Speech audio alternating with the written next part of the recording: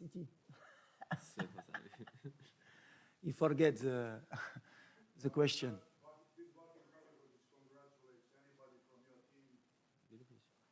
دابا بالانجليش كيهضر لك ها ما قال لك والو Who? اه No. I didn't speak with him.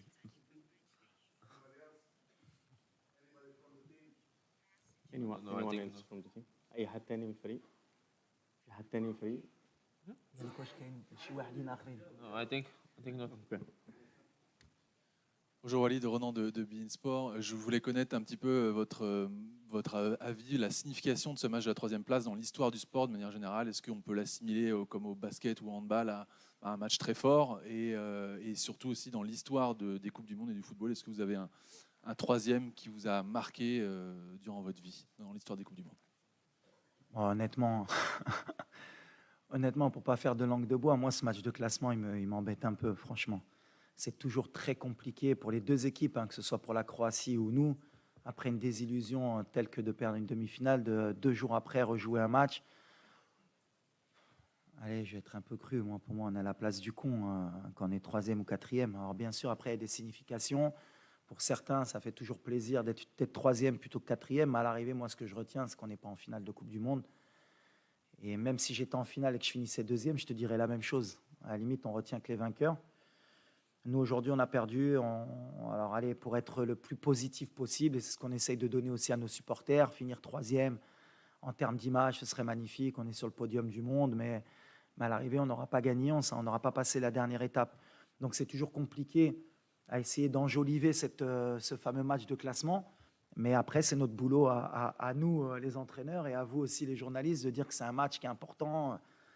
Mais honnêtement, c'était celle de demain, d'après-demain qu'on voulait jouer, nous, cette finale.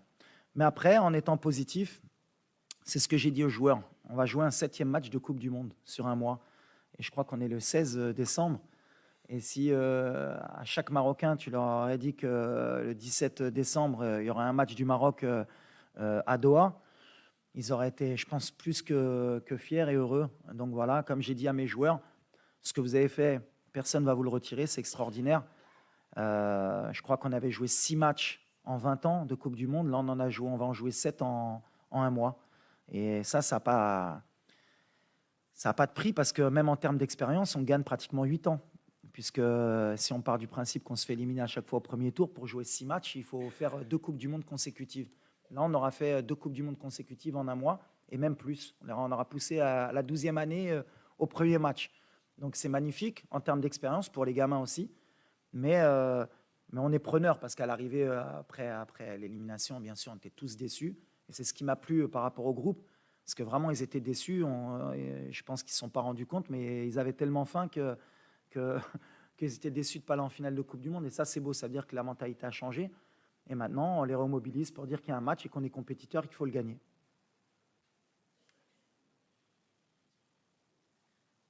بونجور كوتش صراحه الموقع لو ماتان سبور كوتش وليد في اخر مباراه شفنا انك دخلتي بواحد لو بلان دو جو مغاير على المباريات اللي قبل واش في هذه المباراه ديال غدا غادي نشوفوك كترجع لو بلان جو اللي كنتي كتلعب به قبل وفي